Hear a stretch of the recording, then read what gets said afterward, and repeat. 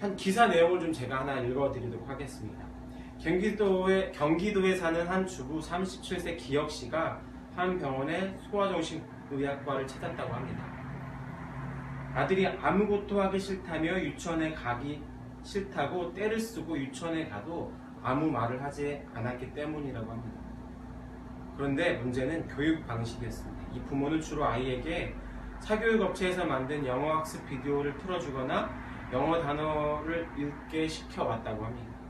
비디오를 보던 아이가 한눈을 팔면 안 돼! 라고 말하며 비디오에 집중하게 했고 영어 단어를 잘 읽지 못하면 계속 다시 반복해서 읽도록 했다고 합니다. 아들이 4살이 되자 선생님을 집으로 불러 수업을 받는 사교육업체 홈스쿨링 프로그램을 신청했다고 합니다. 유치원에서도 영어 수업은 이어졌고 아들은 아이들이 충격을 받거나 불안할 때 나타나는 선택적 함구증 진단을 받았다고 합니다. 선택적 함구증 판정을 받게 된 이유, 그것은 아마도 내 아이에게 가장 좋은 것, 아이가 요즘 말로 하면 꽃길만 걷게 해주기 위해서 꼭 필요하다고 생각했던 것인지도 모를 것 같습니다. 그런데 그 선택이 결국 내 아이를 벙어리로 만들어버린 결과를 끝을 맺게 된 것이죠. 과연 이 부모는 무엇을 놓친 걸까요? 오늘 본문에서 한번 찾아보면서 생각해봐도 좋을 것 같습니다. 설령 부모가 아니더라도 신앙인이라면 우리 모두는 누군가에게 영향을 직접적으로든 간접적으로든 미치는 존재이니만큼 그러한 사람으로서 한번 묵상해 보는 것도 좋지 않을까 싶습니다.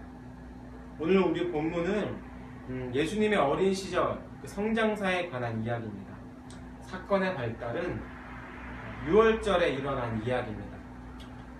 유월절에는 대표되는 절기 3가지가 있습니다. 초막절, 오순절, 그리고 오늘 성경 본문에 나와 있는 유월절에 대한 이야기입니다. 유월절에 대한 것입니다. 이스라엘은 절기가 되면 예루살렘으로 모였어야 합니다. 그래서 오늘 예수님의 가족들은 예루살렘을 향했던 것입니다.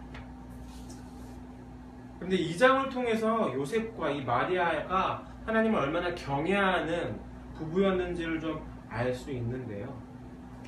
41절에 보면 오늘 부모가 유월절에 참석했다. 그래서 예루살렘에 갔다라고 기록을 하는데요. 유월절에 여자가 예루살렘에 굳이 의무적으로 참석해야 했던 것은 아닙니다. 오히려 남자가 의무 참석이었습니다. 그럼에도 불구하고 마리아도 함께 동행해서 이 갈릴리에서 한 3일길 정도 떨어져 있는 이 예루살렘을 굳이 동행하는 모습을 볼 수 있습니다.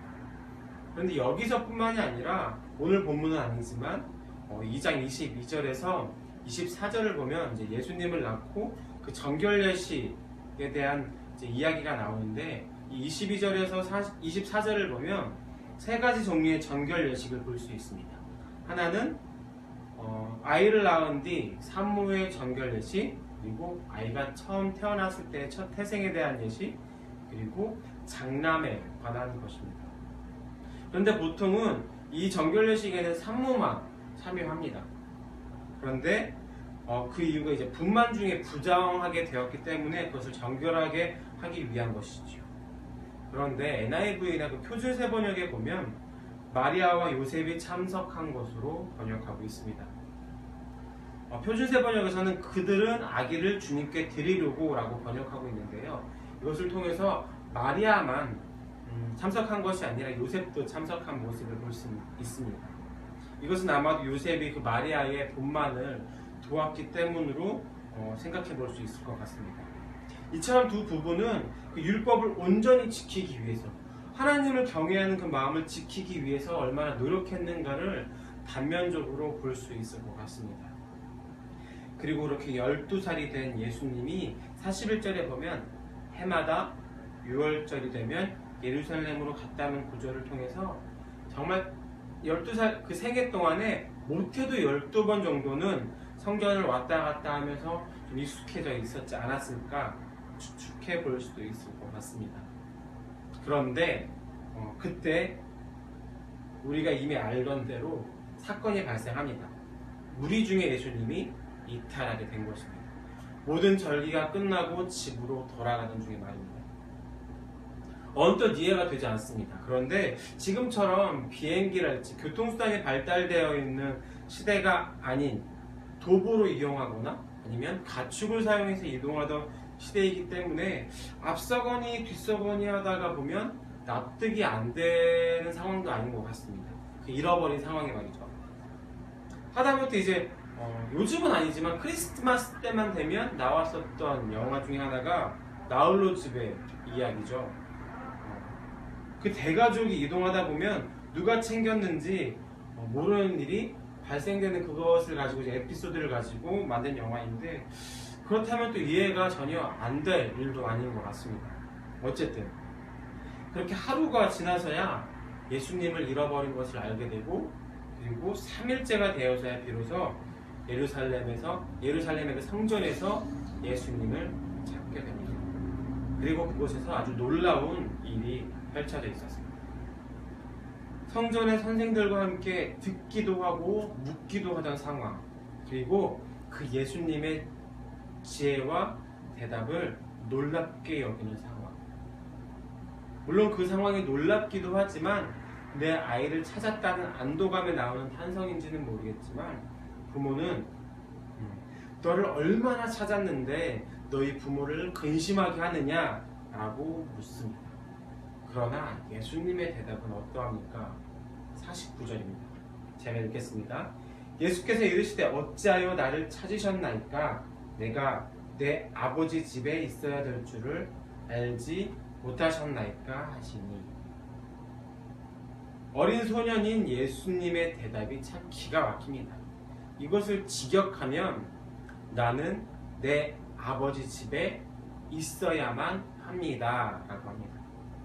직역을 하면 꽤 거칠기 때문에 아마도 오늘날 우리가 보는 개역개정 이런 번역본에서는 조금 더 이렇게 유하게 표현한 것 같습니다. 나는 내 아버지에 있어야 합니다.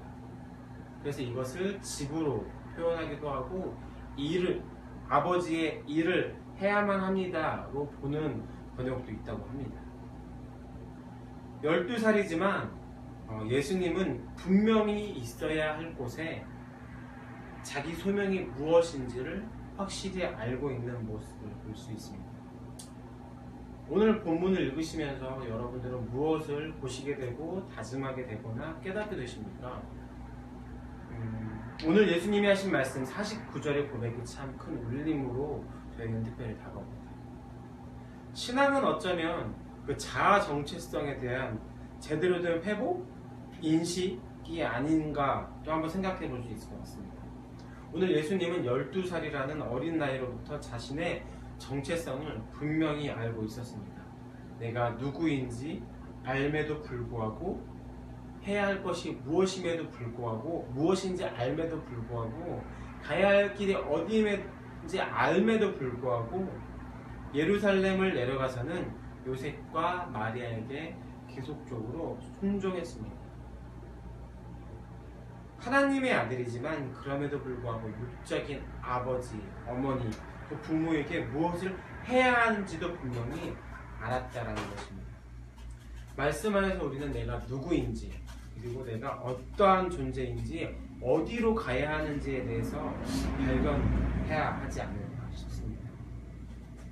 근데 오늘 말씀 가운데서는 이런 것뿐만이 아니라 가르치는 자, 혹은 양육하는 자, 쉽게 말해서 부모, 교사, 교육자, 누군가에게 영향을 미치는 직분자들이라면 한 번쯤부터 생각해 봐야 될 대목도 있는 것 같습니다.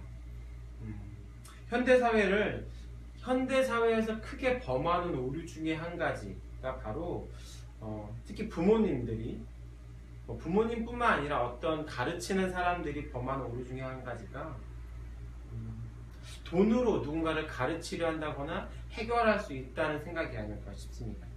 그러다 보니 제가 아까 서두에 이야기했었던 그 신문기사에 대한 같은 이야기들이 종종 우리에게 들려지고 있습니다.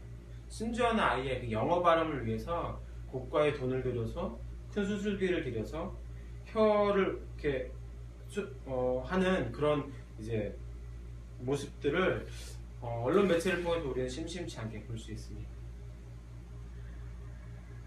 그런데 이건 비단 아까 이야기했던 대로 양육에서뿐만이 아니라 우리의 삶에서의 모습에서도 종종 나타나고 있습니다. 물질이 만능이 되어버린 사회. 물론 지금만 있었던 것이 아니라 과거에도 이런 존재해 왔었지요. 물론 돈이 큰 도움이 되기는 합니다. 양육이든 내 삶에 관하여든지, 하지만 그것이 절대 필요 조건이 될 수 있으나 충분 조건은 될 수 없음에도 불구하고 저도 그렇지만 물질에 참 많이, 먹고 삶에 대해서 참 많이 집착하곤 합니다. 그렇다면 이 멋진 소년으로 성장하게 된 배경, 그 가정에 과연 물질적인 배경 때문이었을까요? 24절을 통해서 예수님 집안의 그 가산 상태를 살짝 엿볼 수도 있을 것 같습니다. 24절 정결례식을 위해서 사용된 제물을 보면 산비둘기 한 쌍이나 어린 집비둘기 2마리로 기록되어 있습니다. 그런데 사실 레위기의 제물은 어린 양을 잡아야 한다라고 기록하고 있습니다. 그런데 당시 어린 양 한 마리가 비둘기 15마리에서 한 20마리 정도의 값을 하기 때문에 24절의 기록은 어린 양을 살 수 없는 사람들, 가난한 사람들을 위한 장치라고도 볼 수 있을 것 같습니다. 아마도 추측하건대 이 두 부부는 사랑하는 아들을 위해서 변변한 선생 하나 붙여줄 수 없는 여력이었지 않았을까라고 생각해 볼 수도 있지 않을까요? 그러나 단언하건대 집안은 넉넉하지 않고, 그리고 정작 수태고지라는 놀라운 일을 경험한 부부임에도 불구하고 예수님의 말에 50절에 보면 그가 하신 말씀을 깨닫지 못하더라 라고 기록하고 있습니다. 이러한 연약한 모습도 보여지고 있습니다. 12년 동안 보아온 부모님들이 예수님의 존재에 대해서 그렇게 별로 깨닫지 못하는 모습을 통해서 부족함이 보여지기도 합니다.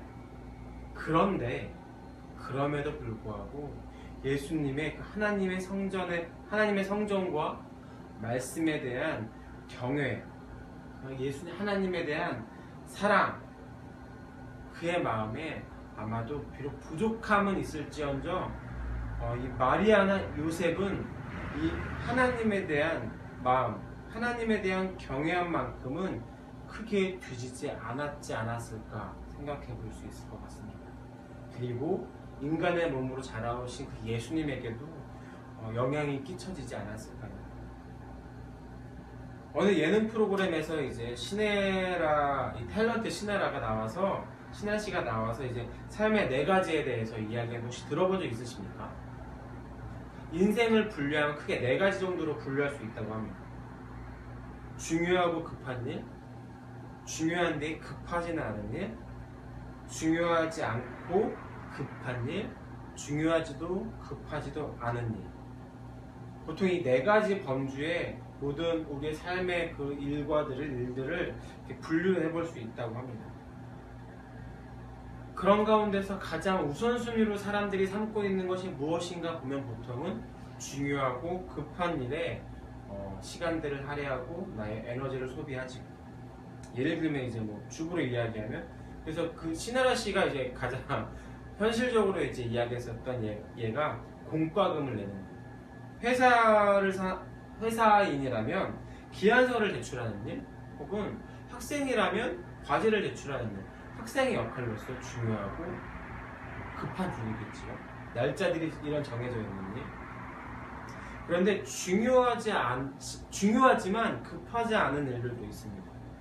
보통 가정에 있는 사람들이라면 아이들과 놀아주는 일, 아이들과 시간을 보내는 일, 신앙인들이라면 큐티를 하는 일, 말씀 생활, 기도 생활하는 일 같은 것들이죠. 너무나 중요하지만 그렇게 급하지는 않을 수도 있을 것 같습니다. 그런데 이렇게 삶의 마지막을 맞이했을 때 우선순위가 그럼에도 불구하고 중요하고 급한 일일까요? 그런데 그 프로그램에서 탤런트인 신혜라 씨가 이야기했던 것은 삶의 마지막 순간에 중요하다라고 여겨지는 것, 우선순위로 삼아야 할 것을 체크해보면 정작 중요하지만 급하지 않은 일들이 많이 포함되어 있다라고 이야기합니다. 종종 이제 그 교육부서의 전도사님들의 어려움, 여러 가지 어려움 중에 한 가지에 대한 딜레마, 고민 중에 한 가지는 직분자 자녀가 시험을 맞이했을 때의 이야기입니다. 직분자 자녀이지만 시험 때가 되면 그 직분자 자녀들 역시 교회에 안 나오는 것에 대해서 참 많이 안타까워하는 이야기를 들었습니다. 시험 중요하지요. 급하지요. 왜냐하면 공부를 안 하면 그만큼 봐야 할 것들을 못 보기 때문에 한 자라도 더 보면 아무래도 점수에 영향이 있겠지요. 그래서 급할 수는 있을 것 같습니다. 교회 하루 빠지는 건 중요한 일이지만 교회 하루 빠진다고 해서 천국에 못 간다거나 신앙이 급격히 떨어진다거나 그렇다고 장담할 수는 없을 것 같습니다. 그렇다면 당장 나에게 손해가 보는 중요하고 급한 일인 시험 공부를 해야 할까요?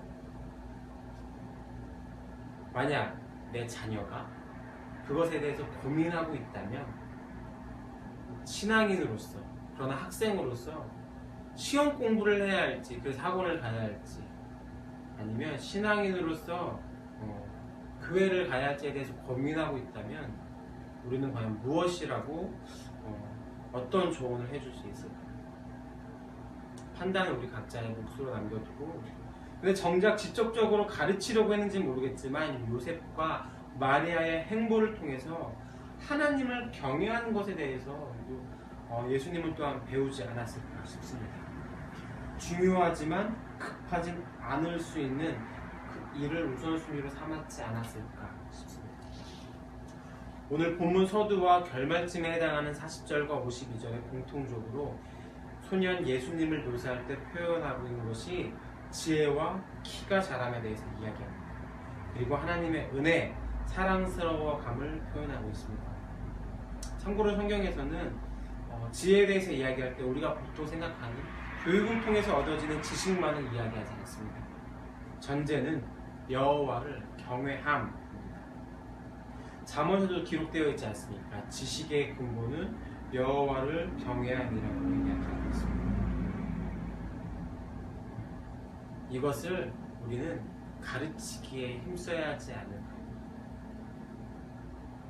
부모이든 어떤 역할을 감당하든지 간에 우리가 누군가에게 영향을 미치는 존재라면 나를 통해서 하나님을 경외하는 것들을 가르치고 보여주어야 하지 않을까 싶습니다.